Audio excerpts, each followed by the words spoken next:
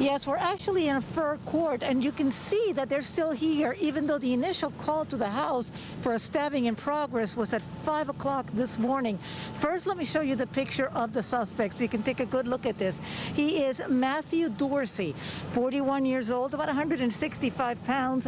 He may be headed to where he lives in Washington State, but he may also still be in the area. They're asking anybody who sees him to please call 911. He is married to the victim, a 39-year-old woman. We're not going to identify her until the coroner says it's okay. But if you go to the crime scene, let me give you a sense of what happened here. The sheriffs were called for a stabbing in progress. They go into the house and they found that she has been stabbed several times in the upper torso. They take her to the hospital, and right before she dies, they tell us that she named him as the man who attacked her. It seems that he came in the middle of the night into the house where there were also their 3 young children, their ages 9, 11, and 13. They were all asleep, and none of them were physically harmed.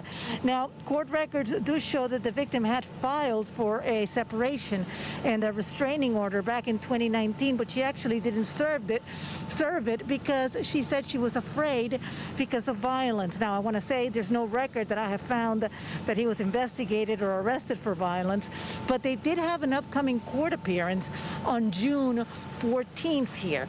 Now, what investigators are saying is that they want to find him. He left here in her vehicle. Now, I believe we have a good picture of that vehicle. It is a 2013 white 4-door Chevy Malibu. The California license plate is 7ALF904, 7ALF904, 2013 white 4-door Malibu. Now, he drove in that vehicle out of here, according to investigators, but he may be also in his vehicle, which he drove supposedly from Washington as a 2008 white Saturn. The plates would be from Washington State.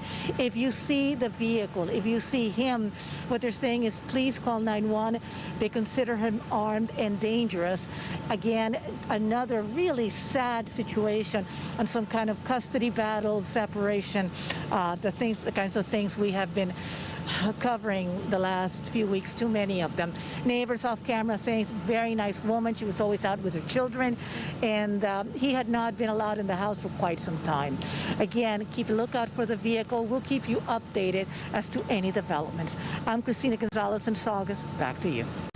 Upstairs we go to Stu Mandel up in Sky Fox. An investigation underway in Santa Clarita. What's going on, Stu? This is a stabbing out here in the Santa Clarita area. One woman taken to a local hospital, her condition unknown.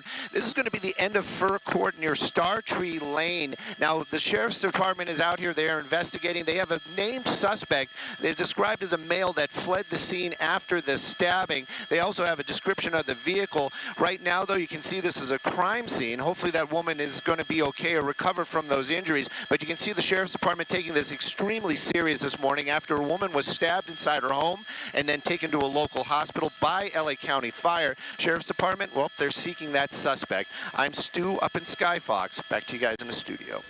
3, 11, and 9, 3 little boys I'm seeing in the paperwork from the court. And just so sad, so sad. You know, again, yes, they're going to wait for reinforcements because, and if you're looking at the picture, as long as he is not doing anything obvious to harm himself, they don't need to move in. They believe he's very capable of it, and he was very despondent, according to some of the people who had heard about him. But the point right now is to wait him out, to see if they can possibly talk him out of this situation. You're talking about a man who was obviously in some kind of mental state to begin with that was not conducive to talking, but he is now cornered. And you don't want to make him feel so cornered that he'll do something that they would not want him to do. Now, at this point, I did ask about weapons. Did he have any weapons? And they believe he has a knife with him. Nothing about guns, but they didn't know because they hadn't looked at the car. It's her vehicle. She did not have weapons in it. She was not a gun owner, per se. He may have a knife, and that would be a weapon that he might use on himself if he got cornered enough. So what they're going to do is they are going to wait for reinforcements, K9, and now sit it out. They're nowhere near. You can see from on the location that there's no houses nearby, nobody's in direct danger or anything like that. So actually they can afford to wait and see if maybe they can communicate and maybe they can talk him out of this. It has happened sometimes, but this is a very, very difficult situation. Obviously, there's a lot of anger in these things to begin with, and when it gets to this point, as they're alleging it did, it's just unspeakable, but something that they have to get in there people who are trained to deal with people who are in this situation, which he is. Just the fact that he covered the side of the window every once in a while, he puts his hand in, he puts his hand out, he is saying that he doesn't want to be seen. So they're going to wait him out. They're going to wait him out. But as far as the children, again, they were in the custody of law enforcement who were talking to family services. There is family that they will be reunited with if they haven't already. So they are okay. They believe he's alone in the vehicle at this point. Back to you guys. And Christina and Alex and Coco, a couple of things. First of all, I just got word from our staff here that these type of vehicles, and you mentioned that there was an incident, Alex, clearly that was significant enough that the airbags were deployed. On all GM vehicles, once airbags are deployed, that vehicle can't be driven. So it's done. So he can't drive away. Secondly, the point of a gun, a knife, you just have to think that if he made his way into his estranged wife's home, if he likely didn't have access to a gun. You have to just assume that, and he used the knife, and that's why they believe he doesn't have a gun with him at this time.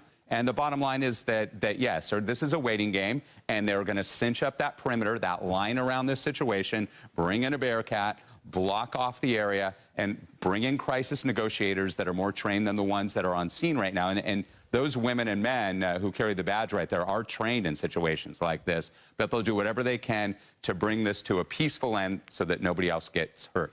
Right, and Rick and Alex, you know, we were just learning from our staff as well that the end of this standoff that's going on right now, it happened because the driver, the suspect in this case, lost control of the vehicle. This was not a pit maneuver or anything like that. But, you know, listening to Christina Gonzalez's report, too, about this, obviously just a devastating story. We know kids were inside of the home at the stabbing in Santa Clarita. We believe the suspect involved in this standoff right now is the suspect involved in a deadly stabbing in Santa Clarita where his estranged wife was killed.